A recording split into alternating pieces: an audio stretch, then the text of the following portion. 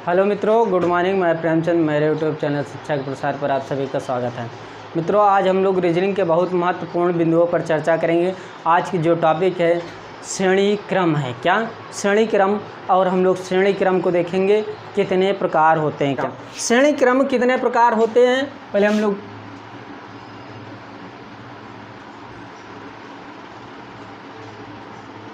श्रेणी क्रम, तो श्रेणी क्रम दोस्तों दो प्रकार के होते हैं, यानी कि श्रेणी क्रम के अंतर्गत दो प्रकार के प्रश्न पूछे जाते हैं। कितने प्रकार के? दो प्रकार के प्रश्न पूछे जाते हैं, उनको हम लोग लिखते हैं। देखिएगा ध्यानपूर्वक, सभी लोग देखिएगा।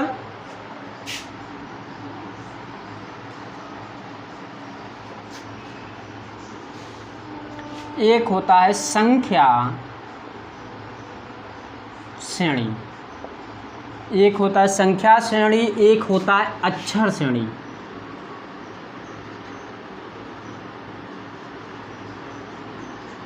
एक होता है संख्या श्रेणी, एक होता है अक्षर श्रेणी। तो हम लोग देखेंगे संख्या श्रेणी के अंतर्गत 10 बिंदु होते हैं, यानी कि संख्या श्रेणी के कितने भाग होते हैं? 10 भाग होते हैं। कितने? 10 भाग होते हैं। तो इसके अंतर्गत यदि देखा जाए तो इसके अंतर्गत 10 भाग आते हैं। तो इसके अंतर्गत हम लोग पहले भाग पर देखते हैं, घात श्रृंखला। क्या होता है? घात श्रृंखला। घात श्रृंखला जो होती है, यानी कि इनके 3 भेद होते हैं, यानी कि ये 3 प्रकार के होते हैं। कितने प्रकार के? 3 प्रकार के। तो उनको भी हम लोग क्या कर लेते हैं? देख लेते हैं। देखिएगा, पहला होता है वर्ग श्रृंखला। क्या पहला होता है? यानी कि घात श्रृंखला का होता है वर्ग श्रृंखला, एक होता है घन श्रृंखला। क्या? घन श्रृंखला। इसी का तीसरा बिंदु होता है दोस्तों वर्ग तथा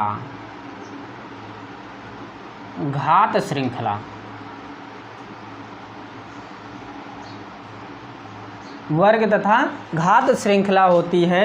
ये 3 प्रकार की होती हैं। क्या? घात श्रृंखला कितने प्रकार के होते हैं? 3 प्रकार की होती है। पहला है वर्ग श्रृंखला, दूसरा है घन श्रृंखला, तीसरा है वर्ग तथा घात श्रृंखला। तो अब हम लोग इसी के दूसरे भाग पर चर्चा करते हैं, यानी कि संख्या श्रेणी पर। संख्या श्रेणी के 10 भाग होते हैं, जिसमें से मैंने पहले बिंदु पर क्या किया? चर्चा किया। अब दूसरे बिंदु को ही क्या करते हैं? देख लेते हैं। दूसरे बिंदु को भी क्या करते हैं? देख लेते हैं। तो दूसरा बिंदु जो है, दूसरा बिंदु भी क्या है? बहुत ही इम्पॉर्टेंट है, जिसको हम लोग कहते हैं जोड़ श्रृंखला। क्या? जोड़ श्रृंखला।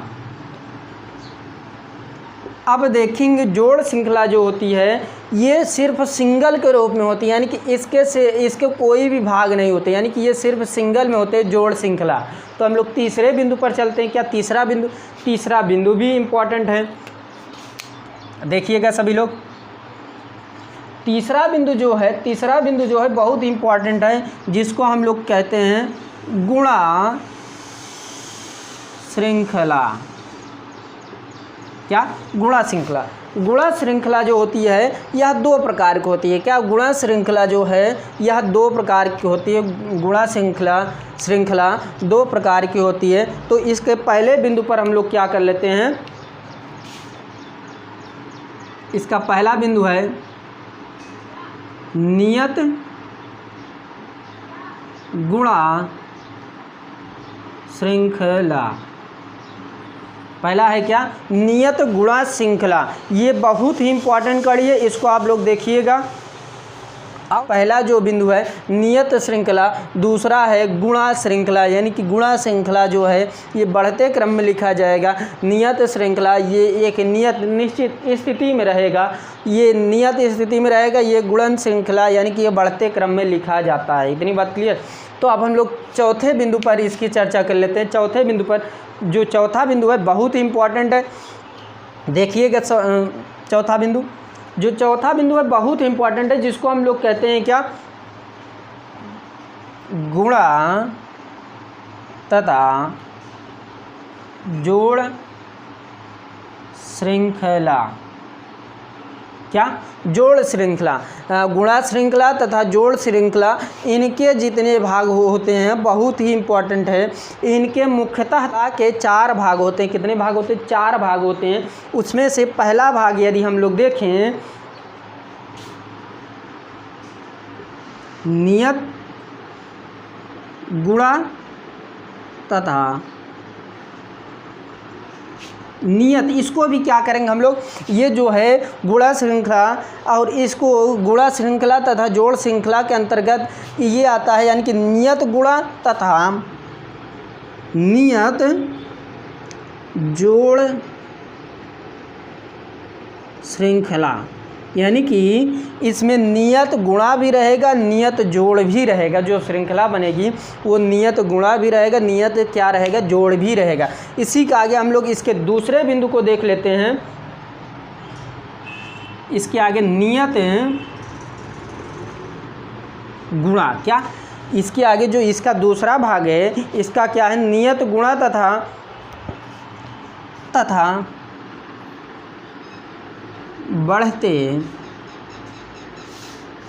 बढ़ते क्रम में जोड़, क्या, बढ़ते क्रम में जोड़। तो इसी के तीसरा बिंदु देख लेते हैं, देखिएगा ध्यानपूर्वक।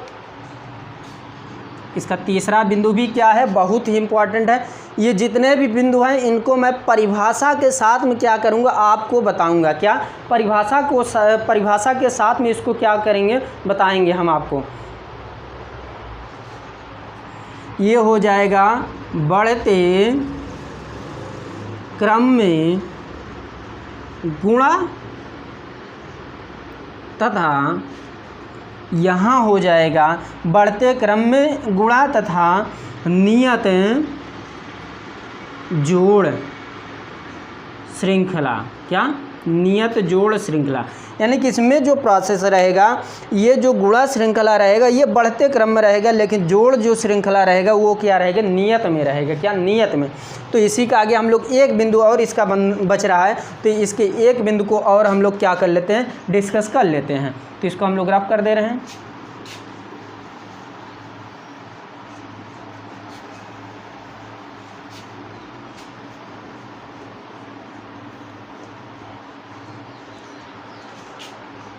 इसी का हम लोग क्या कर लेते हैं, यहाँ पर इसको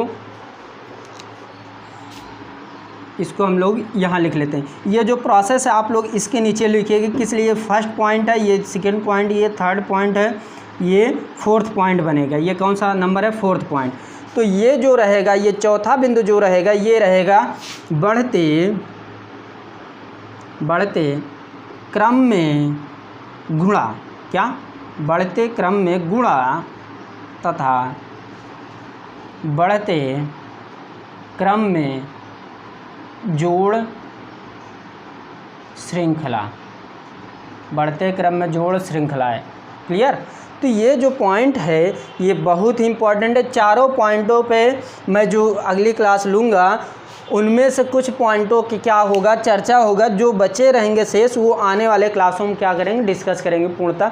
आज तो फिलहाल ये इनके भाग ही बताते बताते समय क्या होगा, व्यतीत हो जाएगा। तो इसी के आगे हम लोग क्या 5वें बिंदु पर देखते हैं। तो इसको रफ कर देते हैं, देखिएगा दोस्तों।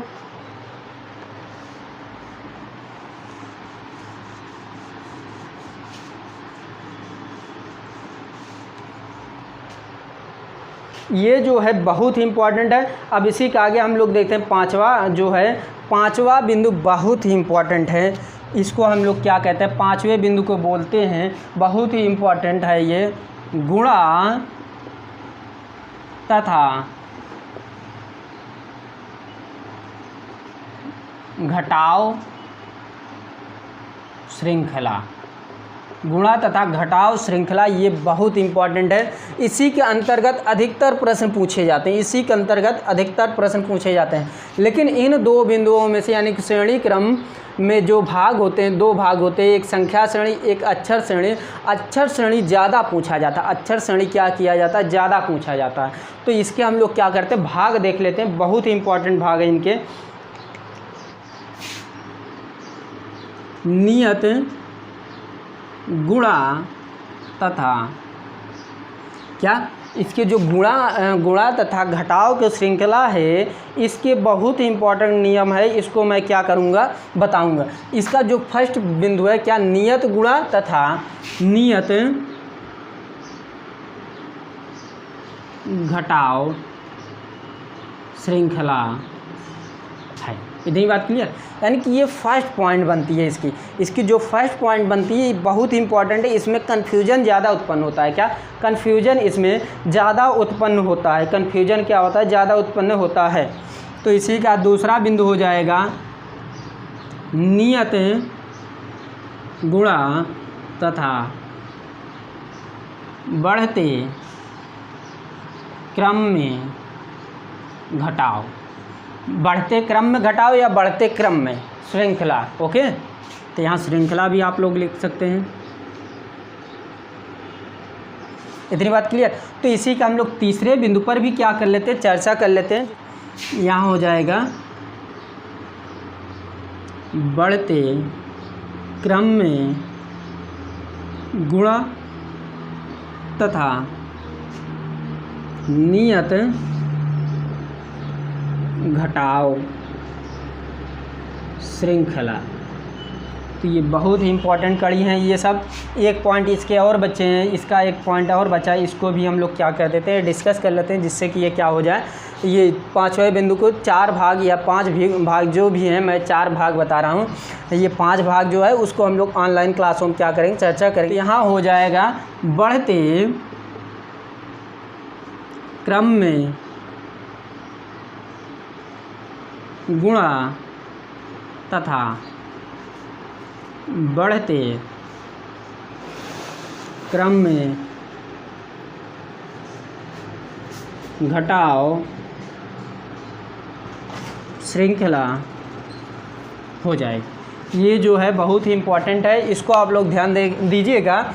ये जो गुणा तथा घटाव की श्रृंखला है, इसके अंतर्गत 4 बिंदु आते हैं। पहला बिंदु है नियत गुणा तथा नियत घटाव श्रृंखला, दूसरा नियत गुणा तथा बढ़ते क्रम में घटाव श्रृंखला, तीसरा है बढ़ते क्रम में गुणा तथा नियत घटाव श्रृंखला, चौथा है बढ़ते क्रम में गुणा तथा बढ़ते क्रम में घटाव श्रृंखला। यहाँ बढ़ते क्रम में घटाव श्रृंखला लिख लीजिएगा। यानी कि ये 5वें बिंदु के 4 बिंदु था, इसको मैंने क्या किया, डिस्कस किया आपके सामने।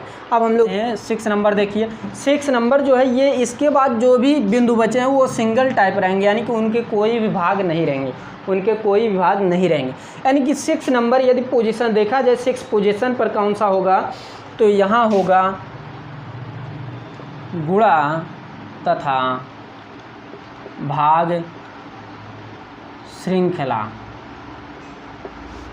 गुणा तथा भाग श्रृंखला, इसके कोई भी भाग नहीं होते हैं। इसी का 7वां पॉइंट देख लेते हैं हम लोग। क्या 7वें पॉइंट जो है, 7वां पॉइंट ये बहुत ही इंपॉर्टेंट है। बात ये है 7वां पॉइंट जो है इसको आगे कर दिया गया, इसको क्या कर दिया गया, पीछे, यानी कि ये हो जाएगा भाग श्रृंखला तथा गुणा श्रृंखला होगा। इतनी बात क्लियर। ये जो बिंदु है 7वां, ये भी इम्पोर्टेंट है। 8वें बिंदु को भी हम लोग देख लेते हैं। 8वां बिंदु क्या है, 8वां बिंदु होता है एकांतर श्रृंखला। एकांतर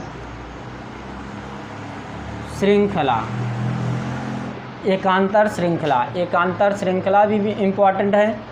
सभी को मैं विस्तार रूप से डिस्कस करूंगा, आप निश्चिंत रहिए इससे। जो 9 नंबर पे है, यानी कि 9 पोजीशन पर जो है उसको हम समुदाय श्रृंखला कहते हैं। क्या समुदाय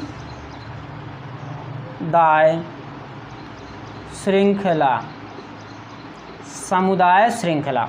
और 10 नंबर पे जो है ये भी इम्पोर्टेंट है, इसको हम लोग क्या कहते हैं, मिश्रित श्रृंखला। तो ध्यान दीजिएगा, ये जो मिश्रित श्रृंखला है, ये जो इसमें से भाग गुणा जोड़ घटाना जो है उसको मिक्स करके बनाया जाएगा। यदि चारों बिंदुओं को मिक्स करके, यानी कि भाग गुणा घटाव और जोड़, ये चारों में से यदि नहीं बनाया जा रहा है, यदि ये चारों में से नहीं बनाया जा रहा है मिश्रित श्रृंखला में जो प्रश्न, तो 2 बिंदुओं से बनाया जाएगा, या जोड़ गुणा ये दोनों को, या भाग या जोड़ या भाग घटाव, ये दोनों बिंदुओं को क्या किया जाएगा, 2 बिंदुओं को मिलाकर क्या किया जाएगा, बनाया जाएगा मिश्रित श्रृंखला। तो ये रहे संख्या श्रेणी के 10 पॉइंट, और 10 पॉइंटों में से कुछ ऐसे पॉइंट हैं जो उनके भी भाग होते हैं। क्लियर। तो अब हम लोग आते हैं क्या अक्षर श्रेणी पर। अक्षर श्रेणी क्या होता है, अक्षर श्रेणी के अंतर्गत भी कुछ पॉइंट हैं, तो हम लोग उनको भी क्या कर लेते हैं, देख लेते हैं। इसको रफ करते हैं।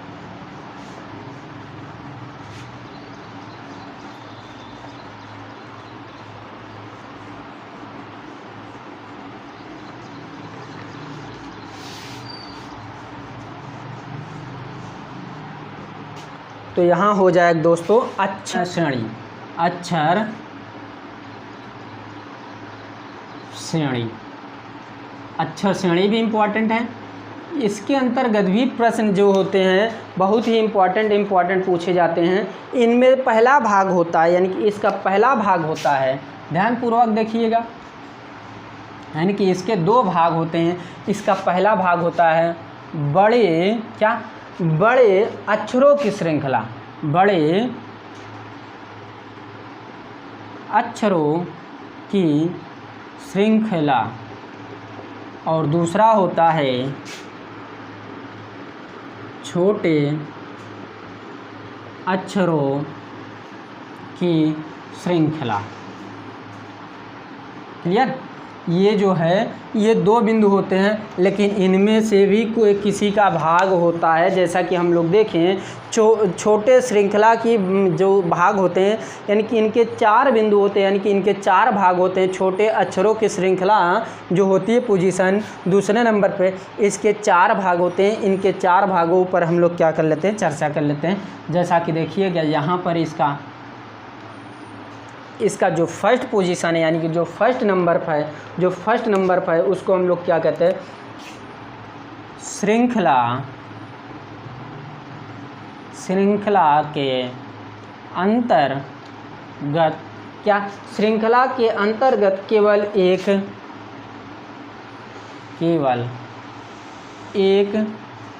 समान श्रृंखला के अंतर्गत केवल एक समान समूह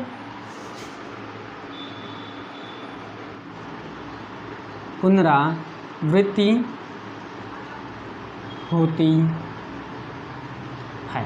तो यानी कि इसका पहला पॉइंट है क्या, श्रृंखला के अंतर्गत केवल एक समान समूह पुनरावृत्ति होती है, तो उसी के अंतर्गत होगा। तो दूसरा पॉइंट है, इसी का दूसरा पॉइंट भी होता है। देखिएगा ये भी है, जब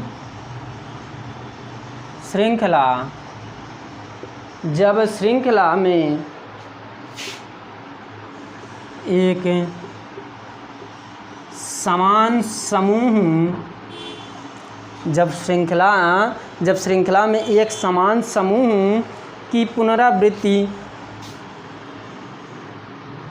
समान समूह की पुनरावृत्ति ना हो, बल्कि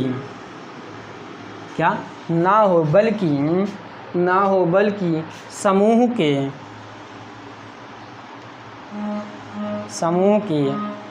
अंदर किसी एक अक्षर संख्या में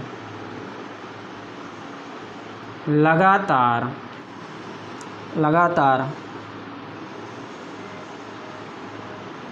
वृद्धि होती जाती है। श्रृंखला में प्रत्येक समूह अलग अलग अक्षरों की पुनरावृत्ति होती है। क्लियर।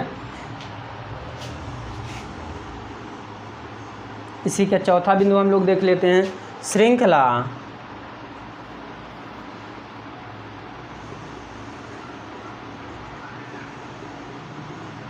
श्रृंखला के अंतर्गत दो अक्षर, श्रृंखला के अंतर्गत दो अक्षर का समूह